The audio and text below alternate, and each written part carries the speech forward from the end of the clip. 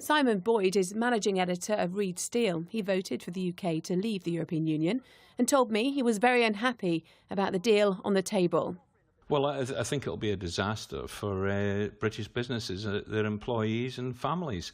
This is not what the British people voted for. What seems to have come out from Chequers on Friday is a complete betrayal. It's nothing like what we were promised in the Lancaster House speech, where we were promised that we would come out of the customs union, out of the single market and out of the jurisdiction of the European Court of Justice. But under this plan, it's a facilitated customs arrangement. It's still not part of the customs union. It is different, isn't it? Well, it's not really different. Look, they're saying that we're going to have regulatory alignment when what we need is mutual recognition. The customs union only works for the few, and it restricts us from making our own trade deals around the rest of the world where all the growth is. But when the Chequers meeting ended, those government ministers were saying this is not going to prevent the UK from doing a deal, for example, with the United States. Well, I believe it is. It's going to affect it terribly. We need to get back control of our standards, our regulations,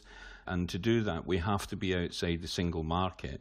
And to be free to set trade deals up with everybody else in the world, we have to be outside the customs union. So which rules do you really want to escape from? Which do you say make it more difficult for you and your business? We have to be free. Businesses like ours want to see the re-establishment of British standards. That doesn't mean that we can't work to European standards, and anybody who wants to trade in the European Union should be free to adopt those standards. But why does it mean, from your reading, that won't happen? It's just that they will be aligned with European standards. Because we are competing in a world market where we compete against American steel, we compete against the growing economies in India, we're always competing against China, Australia, to name just a few. None of these countries have to comply with all the European nonsense that gets peddled around. British standards were seen by many as the finest in the world. It's just that we can simply have mutual recognition between the UK and the EU, and we incorporate European standards as a new British standard and diverge where it suits British business.